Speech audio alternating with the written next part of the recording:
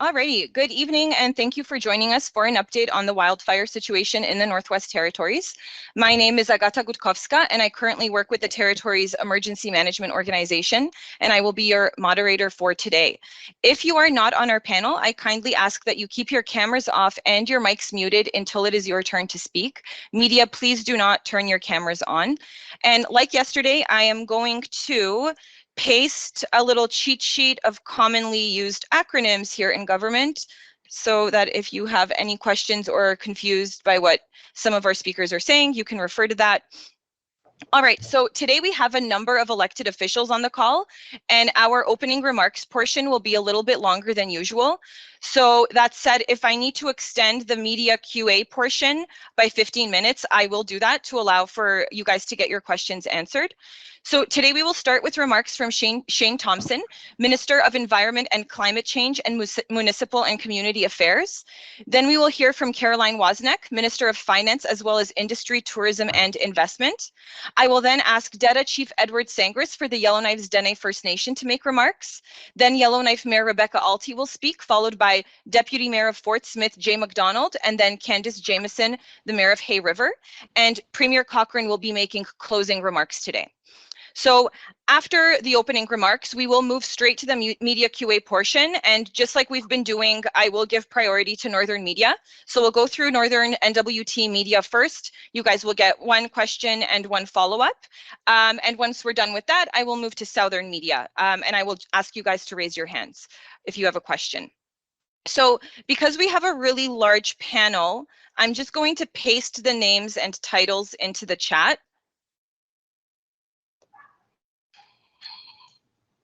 Actually, you know what? I'll just go over them so you guys also get pronunciation.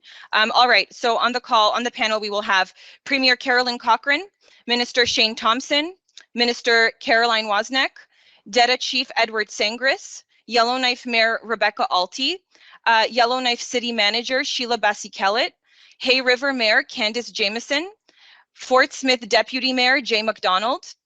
We have Jennifer Young with Emergency Management Organization. She's the information officer. We have Mike Westwick. He's a wildfire information officer for the Department of Environment and Climate Change. We have Martin Goldney, Secretary to Cabinet for Executive and Indigenous Affairs. We have John McDonald, Deputy Minister of Education, Culture and Employment. We have Claudia Kraft, Territorial Medical Director. Mandy Bolstad, Assistant Deputy Minister, Department of Justice. We have Corporal Matt Halstead, RCMP. We have Jeffrey Edison, Acting Assistant Deputy Minister for the Department of Infrastructure. We have Corey Strang, CEO and President of NTPC, and we have Imran Khan, CFO of Northwest Health. And again, I pasted that list of people and their titles into the chat here. So with that, I'm going to turn it over to Minister Thompson for opening remarks.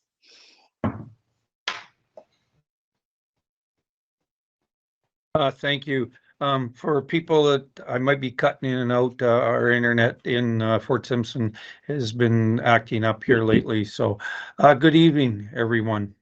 I will keep my remarks brief because I think it's important that we continue to hear from the people who are working so hard on the ground to keep our communities safe and support evacuees during this difficult time. It was another challenging day for firefighters with increased fire behavior in the North Slave and South Slave regions. Crews continue to work hard to prevent these wildfires from reaching our communities. While we cannot control the weather, we can influence fire behavior by cutting away fuels and strengthening defenses around our communities. And that's exactly what crews are working so hard to do. As evacuation periods drag on, we know that affected residents will wonder how they will be taken care of. This is completely fair, and I promise you that discussions are ongoing about how our government can enhance support. You are the center of every decision we make. When communities are evacuated, our first priority is to ensure that residents get out safe. Now that evacuees are safely located elsewhere, we shift our focus to how we will continue to prioritize your health and well-being going forward.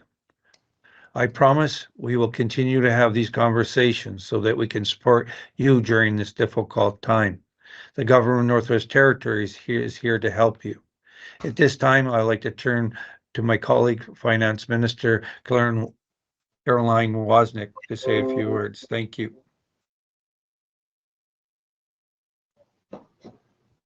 Thanks very much, Minister Thompson. Good evening, everyone.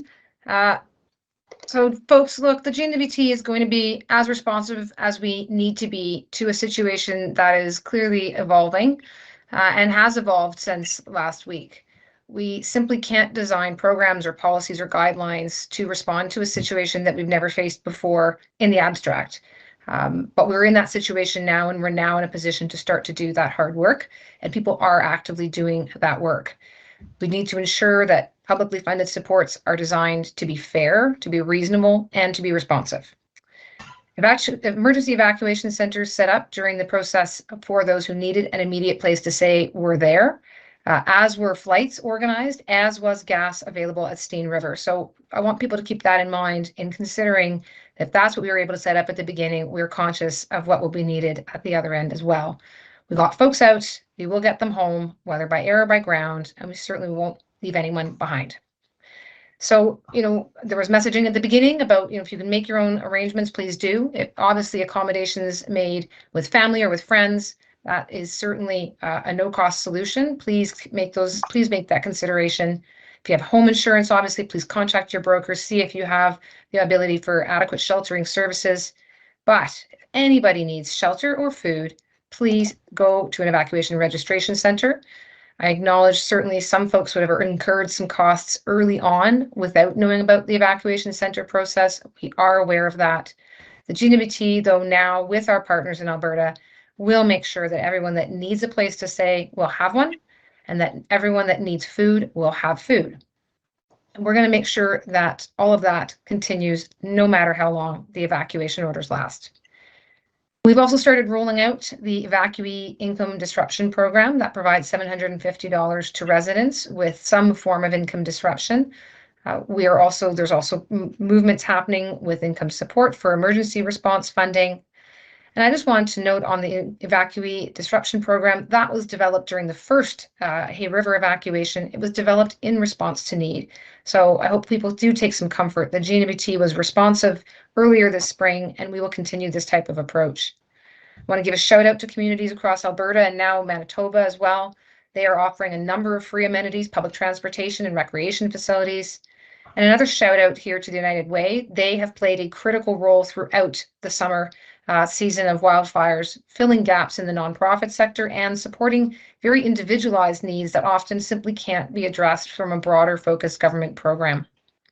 Work's also underway at ITI. We have begun connecting in with the business community to determine their needs, but also to determine their capacity and how they can fit into this effort. We did this once during COVID, and we can certainly do it again. Thanks very much. Thank you, Minister Wozniak. Now I'd like to introduce DETA Chief Edward Sangris for Yellowknives Dene First Nation. Good evening, and thank you to all the leaders that are here. Today, as we gathered in spirit, and our hearts are weighed down by the burdens of the distance and separation. As chiefs of DETA and the leader of Yellowknife Dene First Nations, and representative of our people's resilience and unyielding spirit. Though we are physically scattered by the flames that rage through our beloved homeland, know that our heart bonds remain unbroken, our unity unwavering, our connection to this land, to our ancestors, and to one another stronger than ever. From time immemorial, the land beneath our feet has nurtured us, provide us, and cradle us in its sacred embrace. Our history, culture, and identity are woven into the very fabric of this land. Each hill, each river, each tree, a testament to the legacy of our people. This land is not just a place where we reside. It is the living embodiment of our heritage, reflection of our enduring spirit, and promise to the future generations.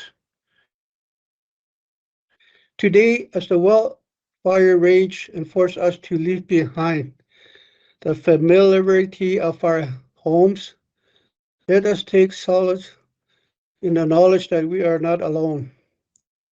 Our ancestors, our ancestors stand with us, whispering encourage into our hearts, guiding us through these trying times. And while we are physically apart, our community remains unbreakable. A tapestry of shared memories, shared laughter, shared hopes for a better tomorrow. In the face of this crisis, I'm filled with pride and gratitude for the unwavering dedication of our essential workers and steadfast commitment to our Yellowknife and First Nations staff, who have chosen to remain behind, standing as guardians of our land, protectors of our homes, and the beacons of hope in our darkest hours. Their sacrifice embodies the spirit of community and unselfishness that define us as people. To those of you who have been forced to evacuate, I want you to know you are not alone. Our thoughts are with you, our prayers guiding your journey to safety. Our ancestors walk beside you, offering strength in moments of doubt, comfort in moments of fear. Our community stands united, ready to rebuild and restore, to reclaim what is rightfully ours. Let us also take a moment to acknowledge the firefighters, first responders, and the volunteers who have come to our aid from far and near. Their tireless efforts, their dedication to preserving life and land serve as a reminder that humanity's bond transcends boundaries. Into this shared struggle, we find hope, knowing that we're not alone on this journey. As we face the challenges of today and tomorrow, let us show strength from the land itself, from the wisdom of our elders, and from the unbreakable tie that binds us together as community. Together we shall rise from the ashes, rebuilding not just our homes, but our lives, our heritage, and our future. In unity, in resilience, and the enduring spirit of Yellowknife and the First Nations, we shall overcome. May the fires of today become the embers of light that path a stronger, brighter tomorrow. Masicho. Thank you very much for that, Chief Sangris. Now I would like to introduce Mayor Rebecca Alty of Yellowknife. Good evening, everyone. Today I had the opportunity to fly over the fire breaks that the city and local contractors created in the municipal boundaries, the control lines and the fire retardant lines that the N.W.T and the military are working on just outside the municipal boundary, and the fire area itself. I'd like to thank the Department of Environment and Climate Change for the opportunity to get up and see all of the incredible work that has been done and that continues to happen. It's one thing to see the fire area and the defensive work on maps, but it's another thing to see it for real. N.W.T Fire continues to classify this fire as a threat to Yellowknife, and they're currently in the process of evaluating the amount of work it would take to bring the fire to a mop-up and patrol stage and eliminate the threat to the capital. This requires a thorough on-the-ground assessment and may take a few days to do, but once it's complete, I look forward to seeing it. It's important information for them in the fight against the fire. Of course, the question that everyone wants to know is, when can we come home? There are two parts to the return plan. One is fire safety, and two is ensuring essential services are back up and operational. In regards to fire safety, ECC is continuing to work hard to fight the fire, and Fire Smart work continues within the municipality. In regards to services that will be needed when residents come back, the city and the GNWT are actively working on what work needs to be done, when, by who, and more. We started that planning on Friday, and we'll continue working on it until we welcome residents back. Unfortunately, for now, it's not safe to return, so residents should remain where they are. And finally, I know this fire evacuation and the evacuation have caused financial hardship for residents, businesses, and the municipality, and of course the GNWT, which of course is also residents and businesses, the municipal and territorial government. I appreciate Minister Wozniak's remarks tonight. Disaster financial assistance is definitely needed in our territory, and Council continues to urge the federal and territorial government to work together to provide assistance. Again, as each day passes, I'm sure there's a new question or concern that can pop up.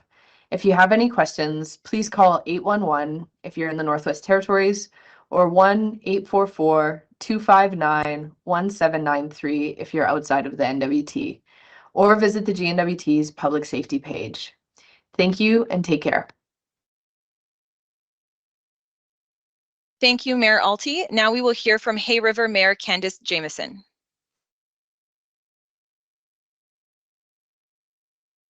Thank you, Agatha.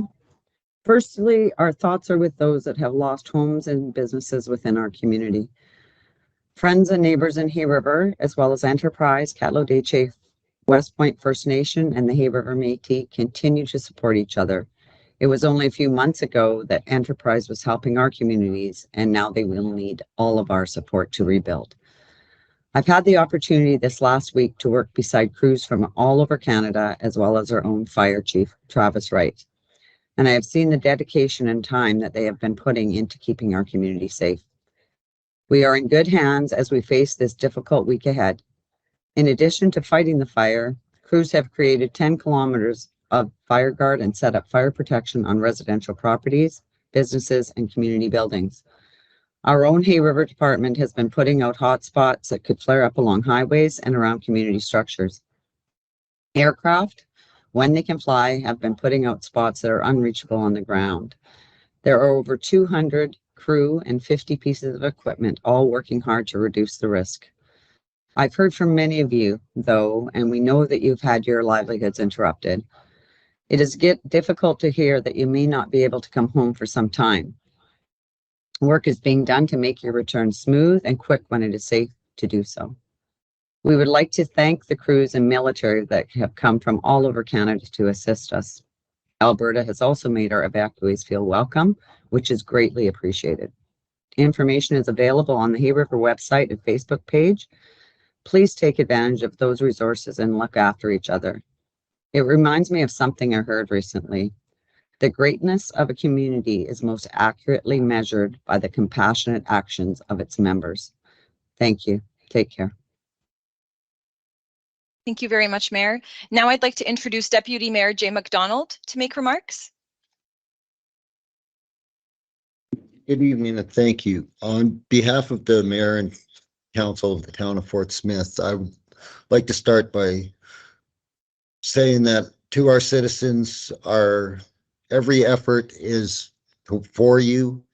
All of our volunteers and first responders are home working tirelessly day and night to ensure that our community is protected and that all of our values are safe.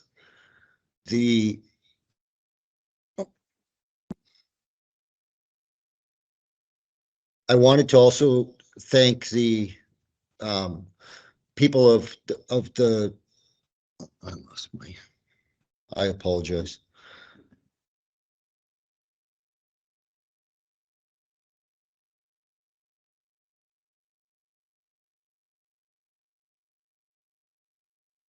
Our first priority as a mayor and council is about getting through this as a community together and ensuring that all of our people can come home to Fort Smith as soon as possible.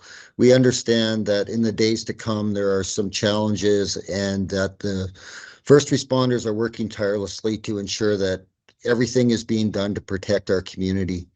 We are really supportive of all of the efforts, and we want to ensure that we thank all of the first responders that have been working at this, and especially to our own Fort Smith residents that are there volunteering and supporting this effort.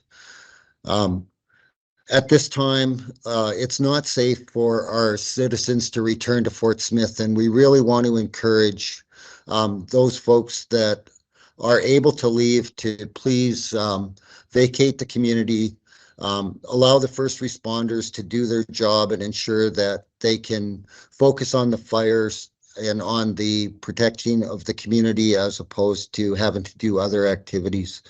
I also wanted to mention that at this time, it's really important that we use the official sources of information to get updates on the situation within the community and on how the fire is progressing.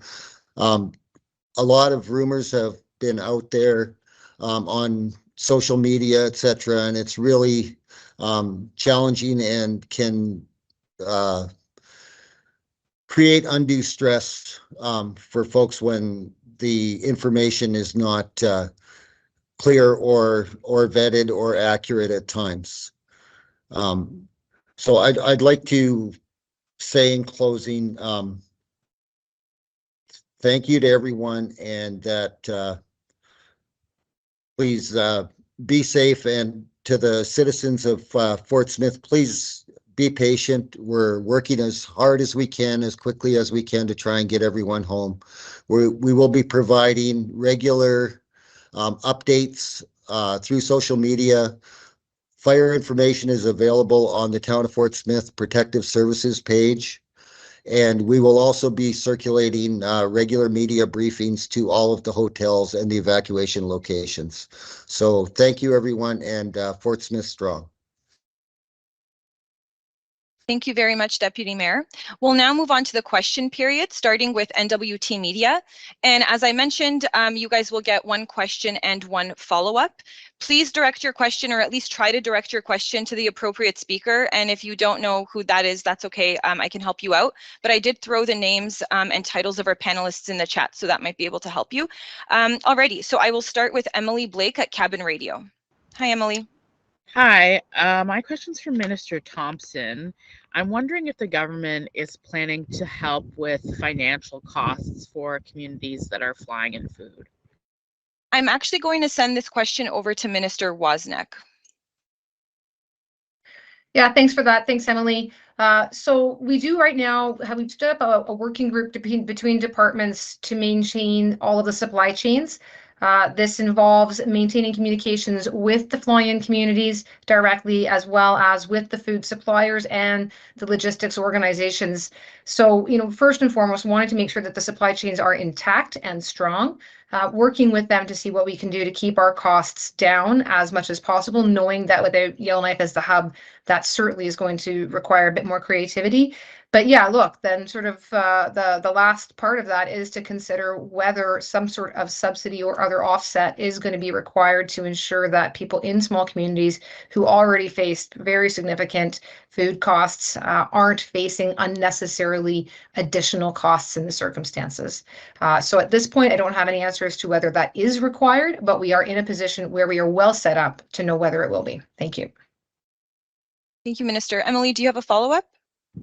Yeah, I'm not sure who this is for, but I'm hoping to get some clarity on whether those food flights are able to come out of Yellowknife, because I've kind of heard conflicting things.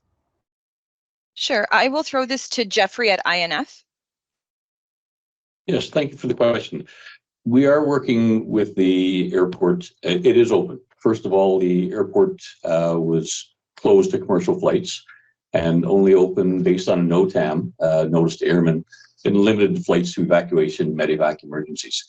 We are actually open, and we're working on plans to increase the number of flights available for food and supplies to go to the communities. I can speak on the transportation part of that only, not the actual food supply chain or any of that, but definitely the airport is open. and we are working to increase the number of flights for food and supplies to the communities. That's it. Thank you, Jeffrey. Minister Wozniak, did you want to add to that at all from that food security perspective? Thanks, Agatha. No, I don't think I have much to say other than, again, to sort of, people do talk that there's too many silos. I think this is one time where the way we've got ourselves set up, we're going to avoid that. And that means that, when Jeff's saying he's only able to speak to one part of it, infrastructure is on that working group. So he's speaking to one part of it. We've got our people dealing with the other parts. Thanks. Perfect. Thank you, Minister. All right, moving along to Sydney Cohen at CBC North. Hi, can you hear me okay? Yep. Okay, great, thanks. So the Clecho government is saying that the N.W.T didn't tell them where it was sending Clecho evacuees from Yellowknife, and now it's scrambling to track down its citizens, especially vulnerable people like people who are homeless and elders who need interpreters. And they're worried about those people and they want an explanation. So I'm not sure who can best answer this, but I'm wondering what the government's explanation is to the Clecho government right now. Sure. Minister Thompson, can I get you to, oh, Premier, you jumped in here. Do you want to, yep, go ahead. Thank you. Thank you. I do know that the Clecho government has reached out and has concerns about their residents, but I also know that all of the Indigenous governments from the south side right to the northern to the Beaufort Delta have residents that live in the Northwest Territories and have concerns about their evacuees. So we are currently we're providing them the updates on what's happening with the fires. We are meeting with them. Minister Thompson is meeting with the ones in the evacuated communities, and we'll be calling a council of leaders meeting so that all Indigenous governments can ask the questions that they have, and we can try to provide supports, recognizing again that Yellowknife hosts many Indigenous people from all regions of the N.W.T. Thank you. Thank you, Premier. Minister Thompson? Yeah, thank you. I'd just like to add on to what the Premier has said here. So I can tell you that the Grand Chief has reached out to me and Minister Green, and Minister Green and her staff are working with the Clecho government to identify the homeless, the people that have language barriers and that. So we are working with them hand in hand on this. Yeah, I think that just needs to be added. Thank you. Thank you. Sydney, do you have a follow-up? Yeah, this one's kind of, it's a pretty different question, but Sure. there, obviously we all know there have been many issues with telecommunications during these fires, and that the evacuation order didn't reach people in Kikisa for this reason. We're expecting more natural disasters in the future. How will the government ensure that people in every community get informed of evacuation orders and other important information next time telecommunications go down in a disaster? Sure. I might need help with this one, panel. Minister Thompson, do you want to, or Minister Wozniak? Yep. Yeah, thanks, Agatha. Look, I'll take a run at it, and then Minister Thompson may want to add from the emergency perspective. But Department of Finance is a liaison with our telecommunications industry, and really at that point we are a liaison. But it is the private sector that does provide predominantly a lot of our telecommunications, internet, and otherwise. What I can say again, and this is probably a bit beyond the weeds of where we are tonight, Northwest Tel is mandated under CRTC to ensure that communities are up to speed in terms of their internet availability. I realize that's different from cell service and cell availability, but some method and means of communication into those communities through, with a high-speed download situation so that they're up to par, that will certainly improve those communications. And for communities that don't have a fiber, it's going to mean or satellite. One of our next challenges is to make sure we have redundancy. That's what brought us down last Sunday. We didn't have the redundancy. It's something that we continue to push for so that we can find the funding to get there. Thanks. Thank you, Minister. Minister Thompson, do you want to add to that? Yeah, I'm just going to talk about the Kikisa situation specifically. So, when the evacuation order came in, I did have MP McLeod reach out to me and ask if residents could stay at Dory Point. We reached out to them and said yes, they could be doing that. We also had communications through the mayor of Fort Providence, and so the communication was getting to the community, I guess through snail mail, which, verbally through people that way there. I know that our superintendent has actually talked to the band manager today, and they're having communications there. So we did explain the situation to the community. There may have been some clarification. Was it an alert or an order? And it was very much an order. I did provide that information to the MLA as well. But we could improve our communications. And like Minister Wozniak said, one of the things that we need to do is to make sure that this doesn't happen in the future. Thank you. Thank you, Minister. All right, moving along now to Sarah Connors at APTN. Hi, Sarah. Hey there. My question is for the finance minister. I've been speaking with some evacuees who evacuated by car and were pretty surprised and frustrated to find out yesterday that they're not going to be reimbursed for their travel expenses. I'm just wondering, what is your response to their concerns? Minister Wozniak? Thanks. Look, I'm actually really glad to have that question. I think I looked back as best I could as to what was sort of asked yesterday. And the reality is that right now, with over 65% of the people of the Northwest Territories not in the Northwest Territories, the programs that we have set up for natural disaster evacuations, of which we've sadly had too many in the last couple of years, they are not designed to deal with the kind of situation that we're in. They're not tuned to the kind of situation that we're in. And so, asking that number of residents to have to quickly and en masse depart the territory, figuring out how we're going to be able to, and how we need to support that fairly and responsibly, that is a challenge. And that's a challenge we are right now facing and addressing.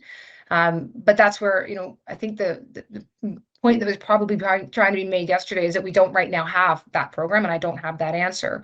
But I'm glad to be able to address it tonight because we're certainly aware of it. I mean, we hear it too. We're MLAs first, as well as being ministers, and our MLA colleagues are certainly putting it to us that we're going to have to figure this out. People won't be able to get back if they don't have some funding in many cases. So, the policies and guidelines are under consideration. Options are going to come to the Financial Management Board, and then we'll be able to move forward from there. Thank you. Thanks, Minister. Sarah, do you have a follow-up? Oh. Oh, sorry, Minister Thompson, go ahead. Yeah, I just like to add on to what Minister Wozniak said, and she said it, I think, in her opening comments. In the previous fire the season, like when Kadichi and Hay River had to evacuate first, we didn't have the 750. So it was a process that was developed by cabinet. We worked on it. The staff are, working on it. But as Minister Wozniak said, here is a different situation. 68% of our population has been evacuated. So we now have to look at this as well. So I know we don't, with Department of MAC, it doesn't have it, but even with the 750, wasn't a MACA thing. That was a finance thing and a government approach to it. So people have to be aware that it is very a live issue, and we as cabinet are having those conversations. Thank you. Thank you, Minister Thompson. Sarah, do you have a follow-up? Yeah, I guess I'm just wondering, and I'm not sure who this would be for, but I was just looking at the August 16th evacuation order, and it states only residents who do not have the option to leave by road were asked to register for a flight. So at that time, at least as I understand it, there was an initial push for people to self-evacuate by car. I'm just wondering if someone could clarify or give more detail, why those folks who, as I understand it, feel like they were following an evacuation order, again, won't be entitled to reimbursement or compensation. Sure. I'm going to throw this one to Minister Thompson first. Minister Thompson?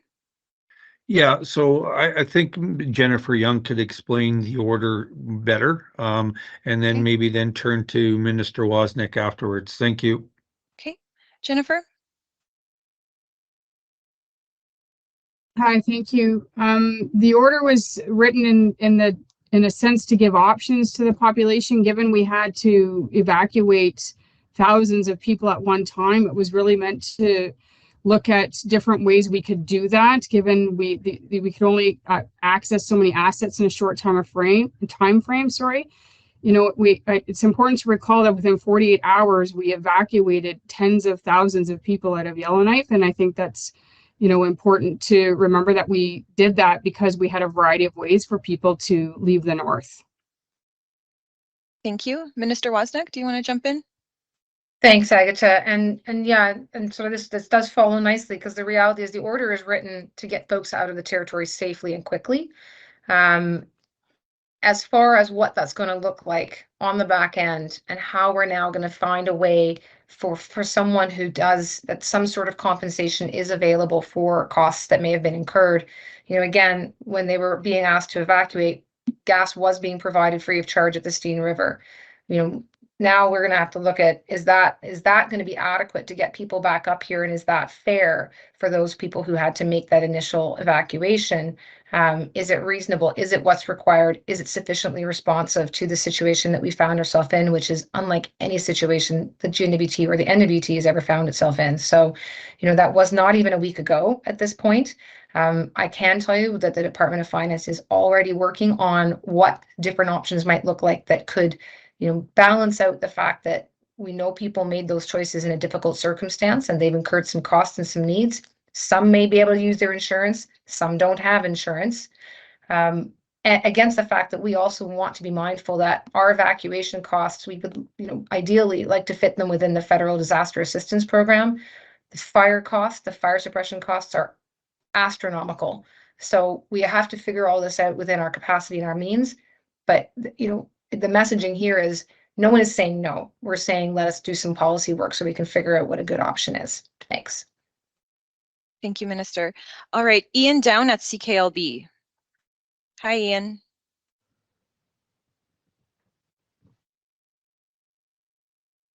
Ian, you're muted. Yes, sorry.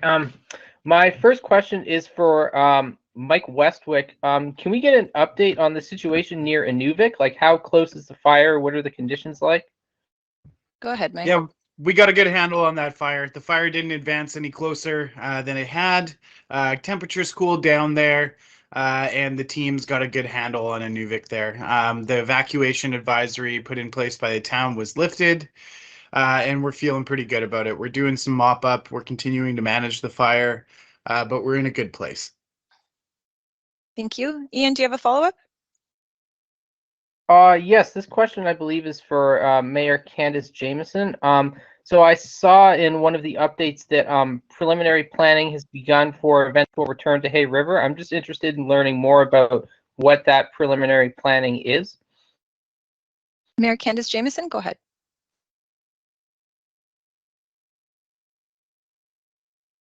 Sorry, Mayor, if you're speaking, you're on mute.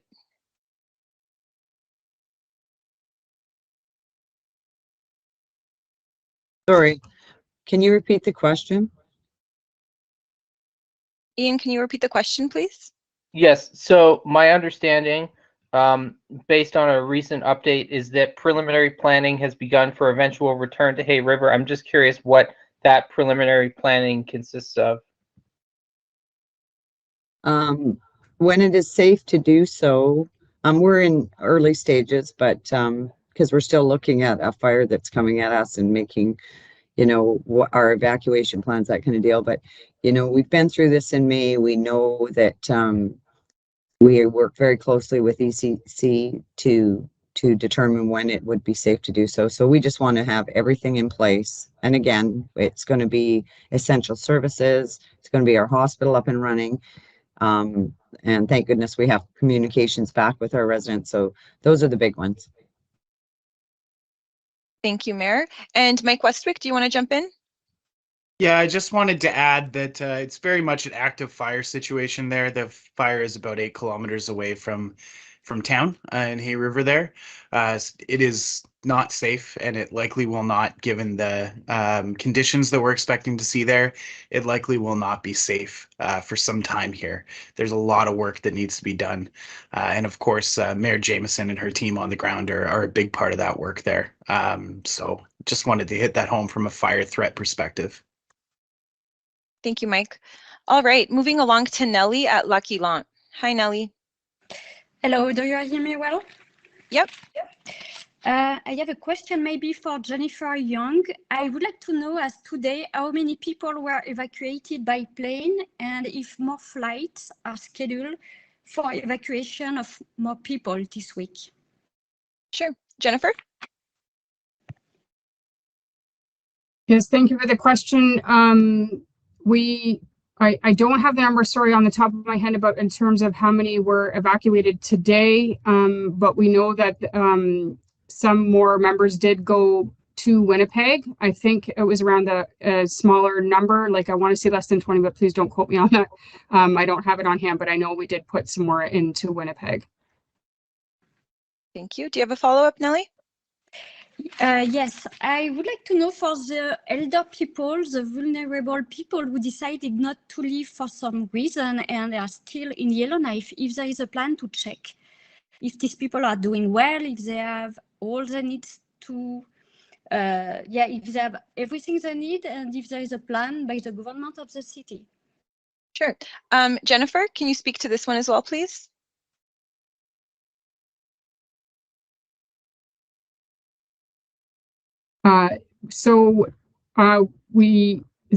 Was the question around if we're doing wellness checks for people that are currently still residing in Yellowknife? Is that the question?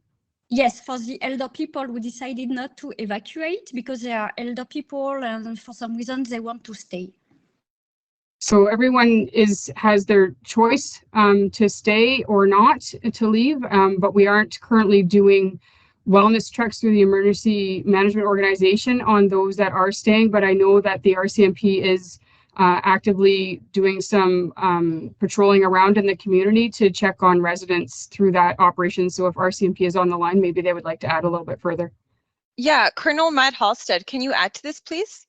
And talk a little bit about these wellness checks that RCMP is doing? Yeah, so we've been taking a lot of calls for well-being checks for residents that they believe that people are phoning from down south and they believe that they might still be in the community. When we get those calls, we're responding to them and trying to locate and determine whether those folks are still here in Yellowknife. If they are, we're informing them of the risks to being here and encouraging them to leave. They are subject to the evacuation order, but yeah, we are checking in when we receive calls. Thank you, Matt. All right, now moving along to Ethan at My True North Now. Ethan, are you there? Yes, I'm here. Quick question. Is Julie Green in this call? No, she is not. We do have a representative from NTHSSA. Okay, that'll work, I think. I just want to ask a question related to a recent post that Julie made on on Facebook about safe drug use in Calgary. I just wanted to find out a little bit more about if there's other services in place in Calgary or Edmonton or now in Manitoba about safe injections and just kind of through the evacuation process. Sure. I think, Claudia, I don't think that you would speak to anything outside of the territory, correct? So I might throw this to Jennifer.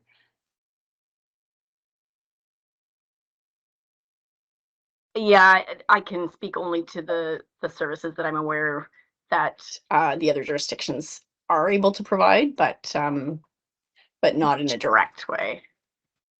Okay, Jennifer, do you have any information here? In terms of the services that are provided through the evacuation centers, like it is based on the evacuation centers services that they provide. So some of it does vary across different evacuation centers, and within the government of Alberta, they do have an excellent website that we link to on the public safety page that identifies the types of supports that are provided to the evacuees that are there.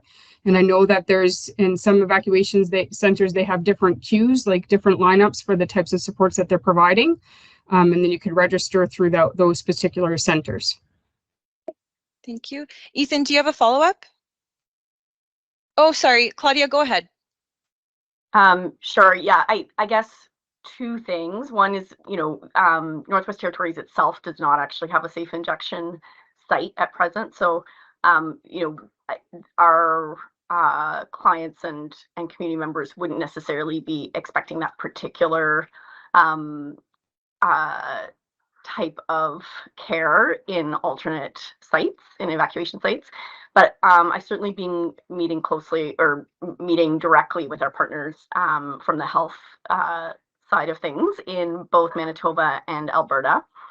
And in both jurisdictions, they assure us that they're well prepared to meet, complex health needs for evacuees as long as they identify themselves as needing those through evacuation centers. And any evacuee who has new or chronic health needs that whether or not they're registered, that they feel that needs addressing, both jurisdictions are well equipped and quite prepared to meet those needs directly, including those for people with substance misuse and addiction. Thank you. Ethan, do you have a follow-up? Yeah, I guess it's kind of related. I'm not exactly sure who to direct this one to. I just want to ask, so is there any plan in place to make sure that, residents of the Northwest Territories who do struggle with drug addiction and substance misuse get back to the Northwest Territories just to make sure that they're not left on the streets in some of these bigger cities? Yeah, Claudia, can you speak to this one, please? I actually don't think I'm in a strong position to talk about re-entry and tracking of particular individuals, but I see that that Madam Premier's popped onto the screen, so perhaps she's ready for that one. Premier? Yes, thank you. We are actively working on identifying residents that were vulnerable, people that are homeless or under house from the Northwest Territories.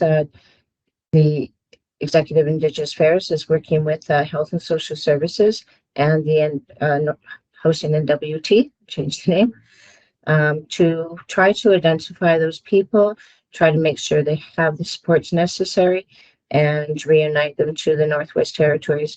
In honesty, it's going to be a difficult process. We'll have to work with shelters. We'll have to work with probably shelters down south through the Privacy Commissioner as well, because people didn't identify. We didn't ask them when they registered, are you homeless? But we do have lists, so there's a process that we'll have to follow to make sure. But it is an issue that we're well aware of and that we're actively working on at this time. Thank you. Thank you, Premier. Okay, now I will take a question from Eric at Northern News Services. Hi, Eric. Hello. So my question is for Ms. Wozniak. I'm just following up on your mention that, the costs of dealing with the fire so far are, as I think you said, astronomical. So I'm just wondering, considering the N.W.T didn't really have a lot of money to play with before all this happened, how out are we looking here as far as how much money is going to be needed to kind of fix this mess? I know you can't give me like an exact dollar figure, but something sort of a range might be worth. Well, thank you. Yep, go ahead, Minister. Yeah, thanks. I was gonna say that's the $1 million question. It's a little more than that. Look, stay tuned for Monday. We are going into an abridged session. So for those who weren't aware, this was meant to be the last legislative session for this assembly. We were all supposed to be sitting in session this week. We were supposed to be discussing the capital budget. Now that is being postponed. That's been postponed by the Speaker of the House. But we are going in on Monday for 1 day, and two things to be discussed is whether or not to delay the election, but secondly is to discuss an appropriation amount to support the wildfire amounts that are there. So, look, it's consensus government. I do know what numbers we are going to be seeking from the Legislative Assembly, but it's appropriate that happens on Monday in that forum. That doesn't necessarily answer entirely to your question, which I think is looking much bigger at the what's next. The costs are tremendous here. And that's just the wildfire actioning that we're undertaking. The costs of the evacuation here are equally, I'm sure, going to be astounding. Again, 65 or 68% of our residents are now outside of the territory, and we're still figuring out a fair and reasonable way to support people to come back. So, with anything else with our budget, we certainly don't do it alone. A lot of our budget does come through various programs under the federal government. I know they're watching, but beyond that, we are going to be having to look at what programs and services we are offering right now. Certainly we're all out of the territory. Are there projects that we need to look at that haven't started this particular construction season? There may be other opportunities for us to help keep our financial ship in order, so that we can make sure that folks, when they come back, are getting the supports they need before and after. Thanks. Thank you. Do you have a follow-up, Eric? I do. It's not on that subject, but some sort of on the subject. Since we have about 12,500 roughly people currently staying in evacuation centers, I'm going to cheat and make this a two-part question. First off, we've received a lot of questions about can people move around from center to center if they need to get closer to a healthcare center or something. The second question on that, piggybacking on that, is will people have to remain at evacuation centers if they want to be eligible to fly back when this is all over? Sure. Jennifer? Yeah, thank you. By all means, if you do need to move to a separate or a different evacuation center because of the types of supports that you need, if the supports aren't offered in the one you're currently staying in, one is offered in a different one, you by all means can move evacuation centers. We just ask that you deregister with the one that you're currently in and then re-register with the one that you plan to go into. In terms of supports coming back, we are actively working on a re-entry plan, and more details on that will follow. Thanks very much. All right, Claudienne at Radio Canada. Yes, thank you. So I will take advantage of Minister Wozniak's presence and ask her for your information to wrap up everything that was said about financial aid. So, Ministre Wozniak, si c'est possible donc de me donner les grandes lignes. D'une part, on parle de l'aide financière qui sera demandée au fédéral. Vous parlez du programme de soutien au désastre. D'autre part, on parle beaucoup du soutien financier qui pourrait être redéfini pour ceux et celles qui ont quitté les territoires du Nord-Ouest par leurs propres moyens. Donc, il y a deux aspects ici. Vous avez déjà répondu quand même, et assez bien là, à propos de la session de lundi qui vient, du montant que vous connaissez. Qu'est-ce que vous allez demander à Ottawa? Comment vont ces conversations-là se passer? Merci beaucoup. Je vais faire de mon mieux pour être bref, afin qu'on a beaucoup de choses à parler aujourd'hui. Certainement, l'aide financière d'Ottawa, on doit faire ces demandes encore. Je sais que que Madame Premier ministre, elle va faire ses demandes directement elle-même. Ça, c'est une relation qu'elle a avec la Première ministre. Mais hors de ça, notre gouvernement doit en premier s'assurer qu'on connaît c'est quoi les coûts qu'on a maintenant. Ça fait bon sens de savoir tous les frais qu'on a. On est encore dans le milieu de la désastre et peut-être même pas le milieu. C'est peut-être seulement le commencement. Alors, ce qu'on doit faire en commencement, c'est de savoir et comprendre vraiment c'est quoi les coûts qu'on en a. Ça se dépend en partie aussi à comment est-ce qu'on doit ou comment est-ce qu'on aura à redéfinir qu'est-ce qu'on va donner à des personnes. Les programmes qu'on en a maintenant, ce sont des programmes qui ont répondu à des désastres très différent que celui qu'on se trouve aujourd'hui. On n'avait pas ce grand nombre de personnes qui ont dû quitter leur maison, et non seulement ça, mais quitter le territoire au complet. Alors, comment on va répondre à ça en tant que les finances, en tant que les soutiens financiers? Ça, on doit encore découvrir, s'assurer. Et quand on a fait ça, là, on peut faire les demandes. Là, on peut aller déterminer si ça serait dans le soutien désastre de la gouvernement fédéral, ou peut-être qu'on doit avoir quelque chose d'autre qui va nous aider. Et puis, je pense pas que j'ai oublié quelque chose, mais surtout si j'ai oublié une question, tu peux me demander encore. Merci. Merci. Juste pour vous relancer, vous êtes ministre des Finances, vous aurez à faire les comptes à la fin de l'année financière. Êtes-vous inquiète à ce moment-ci? Je suis pas inquiète. Et je suis pas inquiète pour cette raison ici. On est un gouvernement public. Ça, c'est l'emploi d'un gouvernement public. On doit toujours être prêt à se répondre à des désastres, être prêt à répondre à une situation comme celle-ci. On n'en a peut-être pas les réponses aujourd'hui, mais on est obligé de les trouver. Quand j'ai commencé mon rôle ici, il y a maintenant presque 4 ans, notre situation financière n'était pas c'était pas bon. On avait un grand montant qui était un déficit et non un surplus. C'est quelque chose donc on est supposé d'avoir, un surplus toujours. Mais on se trouve dans une situation, quand j'ai donné mon budget maintenant, il y a quelques mois, un grand montant en surplus. Maintenant, je pense que cette situation est bien changée, mais on a réussi ça dans 4 ans et on peut le réussir encore. Merci. Thanks, Minister. All right, so do we have any more N.W.T media on this call that I haven't covered yet? If there's anyone else on the line from N.W.T media, please raise your hand. No. Okay, so it's 8 o'clock, and I am going to get to Southern Media now, and I'm going to run this for another 15 minutes. So Carolyn Dunn, go ahead. Thank you very much for taking my question. This is for Mike Westwick. I'm wondering if you can do just a brief update on the fire situation, both in Yellowknife and as well as the other areas, just because you didn't give a presentation tonight. Go ahead, Mike. Absolutely. I'll do a quick rundown. I'll start in Fort Smith. So Fort Smith, we've seen some really challenging conditions today. Highly active fire in the area, dark skies in the area. The fire does remain about 4 kilometers away from the community. It's kind of been active in different areas at this time.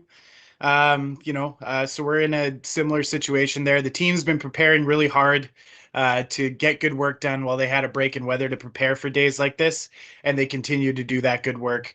There's more than 270 personnel, more than 50 pieces of heavy equipment, and dozens of helicopters on that one, and they've been doing some really good work throughout the day, working to keep that community safe and to support a safe return as soon as possible. Moving up to Hay River, again, throughout the South Slave region, we're seeing hot, dry temperatures there. At our last update here, that fire hadn't advanced further towards Hay River. We did see some kind of variable winds in the area that have been switching around a bit here and there. Again, teams doing great work there. Lots of heavy equipment on the ground. Military's there to help. They've been building out dozer guards, and the town of Hay River and Mayor Jameson's team, including Fire Chief Travis Wright there, have really been leading an incredible charge to set up community protections there, all working as a team once again. Unfortunately, sadly, for the second time this summer, to prepare to protect that community. Moving up to Yellowknife and the capital area, the Bechecal Yellowknife fire, the one that's kind of closest to Yellowknife. It's still about 15 kilometers to the northwest of Yellowknife. We saw northerly winds today. We saw a bit of drying today. We saw a couple spits of rain today, not enough to make any kind of difference. We did see lightning last night. That's something that we're going to have to keep an eye on, because when lightning strikes, you can have sleepers that then turn into new starts. not too long after. We're ready to deal with that. You know, and the Ingram Trail fire again hasn't advanced too much. We've been going direct attack on that fire and have been having good success in holding that back from our established control lines in the area. You know, it hasn't reached Prelude North. I know that lots of evacuees and lots of folks on the trail are interested in that, so we're making good progress on that from the air and from the ground. You know, I would say on both of those fires, we got a lot of hot line that's there. Again, we've done some scanning, you know, after we got a bit of rain to kind of start to inform our strategy moving forward as we move to direct attack as the intensity of the head of that those fires get to a point where we can do that safely. You know, I just have to reiterate that even though the advance of these fires has paused for now, there still remains an active threat in the area, and we're doing absolutely everything we can on the ground to keep the community safe there. And of course, with Chief Sangris on the phone or on the line here rather, the N.W.T fire ZF085 also has not advanced closer to N.W.T. It's still about 29 kilometers to the southeast of that community and hasn't made much growth over the past little while. Yesterday, or sorry, a couple of nights ago, they got actually 10 millimeters of rain in the area of that fire. And you know, that's given some assistance. We do have a plan. We do have a plan if that fire becomes an issue again and begins traveling towards N.W.T or the Ingram Trail. We do have planned ignitions that we're considering to head off that northward and westward growth on that fire. So again, we're just managing this huge collection of fire that's encircling our capital area and these Yellowknives Dene First Nation communities, and working hard every single day to mitigate those risks and get folks home safe and home as soon as possible. Thanks, Mike. Thank you. All right. That's my question. Perfect. All right, Carrie Tate, your hand is up. Hi, thanks for taking my question. I'm curious why the evacuation flights started going to Winnipeg. On Friday, we were told they were directed there because the Calgary evacuation centers were at capacity. Calgary has said that its evacuation center has 2,500 people, which means it's only at half its capacity.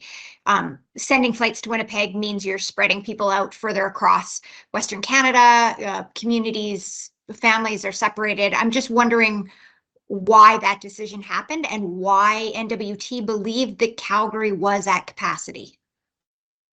Jennifer, can you speak to this one, please? Yeah, our information from the Calgary Evacuation Center was that it had reached capacity and it had asked us to redirect other incoming evacuees to our next host location.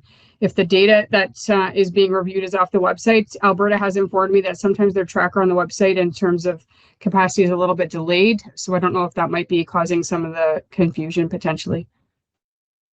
I'm still a little curious there. I mean, that could have been cleared up with a phone call, but even beyond that, even yesterday, Calgary put out a press release saying it was only at half. Today, again, they were reiterating that they're only at half. Is there a plan perhaps to redirect flights to Calgary or something just to keep things perhaps all in one place? Jennifer? I'm not aware of this information that Calgary is putting. I'll have to look into it and then obviously talk with the planning team internally to see what options are ahead for us. Thank you. Okay, no one else has their hand up. Northern Media, if you have any additional questions, feel free to raise your hand. Colette, go ahead.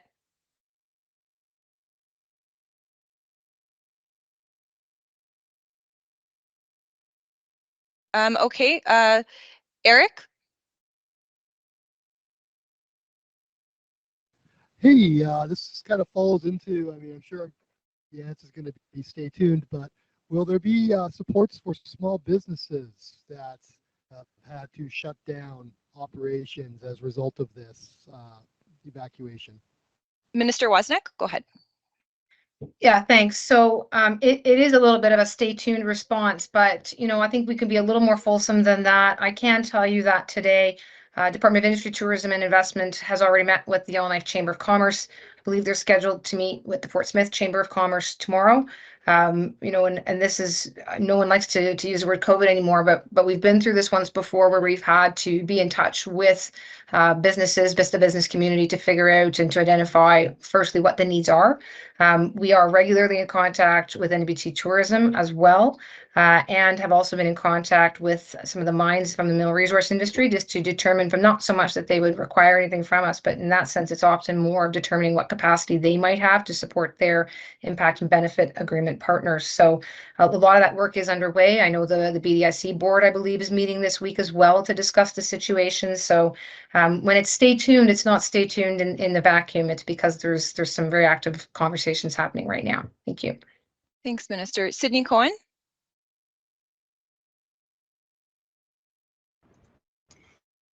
Hi.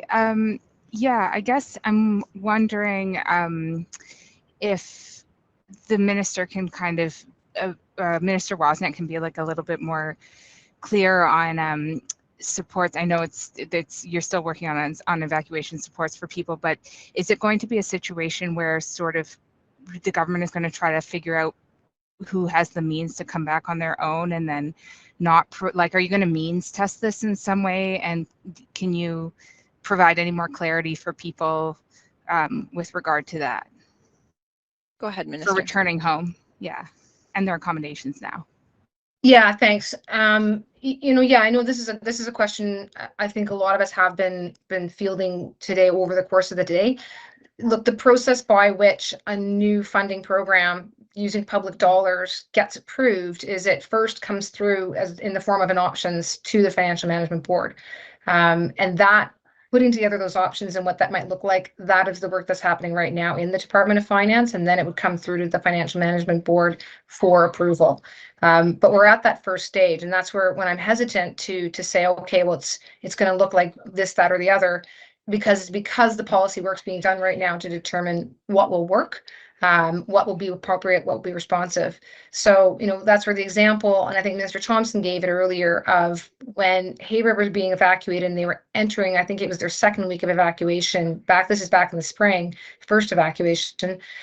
That second week, it started to realize that, you know, people whose income streams had been interrupted, were counting on a paycheck, now weren't getting a paycheck. You know, that was a need that had come up that was different from previous evacuations. The length and the duration of this one created this very different need. Now we have this program that's in place. We have some parameters. We can still operate as a public government that utilizes public dollars. If we're going to start up a new program now using public dollars, again, you know, would it be means tested? That may be one option. Would it be linked to distance travel? That may be an option. Will it be linked to, you know, what would the cost of the flight be? What would the offset there be? These are all options, and I don't want to limit the work that's happening, you know, 5 days in, and 5 days in after an evacuation where all of our senior staff have been evacuated. Don't want to limit creativity. I also don't want to limit the need to be responsive to what has gone on, where we have such a population that's been on the move. So I know it's a long answer, but because I think it does, you know, the message needs to be clear that, you know, we realize people have had to drive their vehicles a long way. We realize they're going to have to drive them back. We realize, you know, that the length here may be significant, that the interruption to businesses may be significant. But yeah, determining how that's going to look in a way that is as fair as possible, as responsive as possible. And again, you know, keeping in mind we're dealing with public dollars. That's what we're really actively looking at right now. Thanks. Thanks, Minister. Nellie at Lucky Long. Yes, I have a question for Mike Westwick. In an update yesterday, it was said more time is needed to assess the situation in Yellowknife, in the Bechuco and Yellowknife fire. So I would like to know how much time is still needed to evaluate the situation and the amount of work needed to eliminate any fire threat in the capital. It's a fair question. I mean, I think that, you know, folks are looking for that answer. You know, it could take a few days here to assess that 40 kilometers plus of hot perimeter line on the eastern side of that we're focusing our direct attack work on. I know it's tough. it's tough to not have an exact answer on that front, but it's really important that we get the strategy right, that we hit the right places, and that we are setting a safe trigger in terms of how much progress we will need to make in order to safely say that that these 20,000 plus folks from this area can come home safely and not have to have it hanging over their head that they might have to leave right again as a fire continues to move forward. It's a very challenging community to have folks leave, as everyone knows, as everyone who's got on this call, who's got friends, family, partners, whomever, who are part of that exodus, who aren't up here as essential workers. It was a huge undertaking, and what was undertaken by the emergency management organization was quite staggering to get folks out of here safe. So we need to make sure, from a fire threat perspective, that we're very confident that that this place is going to be safe when folks return. I hope that answered your question. Thanks, Mike. Yeah, thank you. Emily Blake, you had your hand up at some point and it went down. Do you have a question? Okay, I'm going to take that as a no. So that's it for tonight. Thank you so much to our panel and to media for asking your questions. And media, if you do have further questions, please reach out to the appropriate department or the Office of the Press Secretary for ministerial or premier media requests. So that's presssecretary@gov.nt.ca. And we will do this again tomorrow at 7 p.m. I'm hoping that the technical difficulties that we were experiencing with our media distribution list have been fixed. So hopefully you're getting that media advisory. But again, if you do not receive it by 2 o'clock, please send Press Secretary an email and I'll make sure to send you that link. Thanks very much. Take care.